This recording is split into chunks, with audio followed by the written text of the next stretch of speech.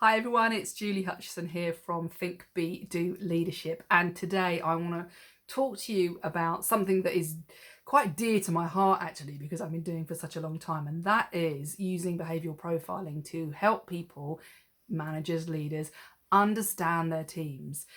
Instead of thinking that everybody's kind of like different from them and why are they different, actually helping people to understand, well, how can I use this understanding of the different way people think, the different way people behave, the different way people communicate.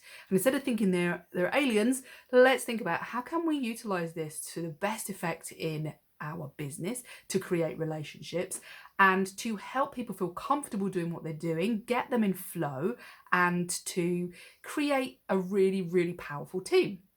And I use two, but I'm going to talk about DISC profiling today because last week, I'm trying to think what day it was now, but I was working with a wonderful, lovely IT company who asked me to work with them as a team to look at their profiles, their behavioural profiles that they carried out, and to look at what that means for them working as a team, how they can improve the way in which they do that, and how can they get better results in the business. And we had a right laugh, to be quite honest. But other than that, what we discovered was that the manager in the business, or the head, the owner of the business, is very different from some of the other people within the team, and it was a bit of a revelation, really, as to right, that's why they see things differently.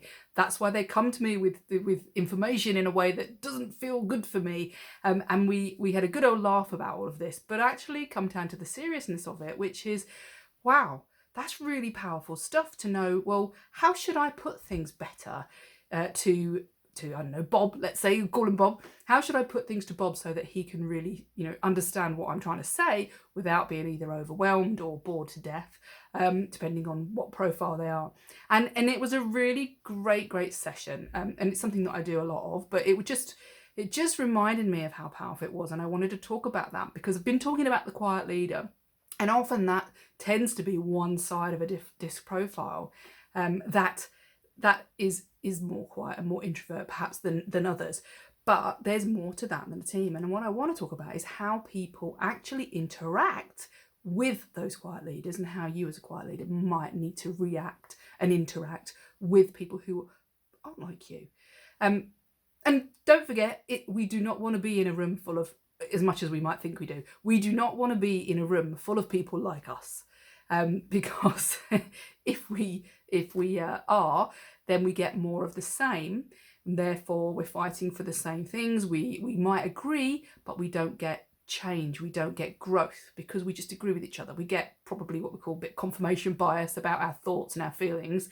And so actually having different people around us who look upon the world differently means that we get challenged in our business. We get to look at things in a way that we wouldn't have done, and that moves the business forward. So it's really, really important.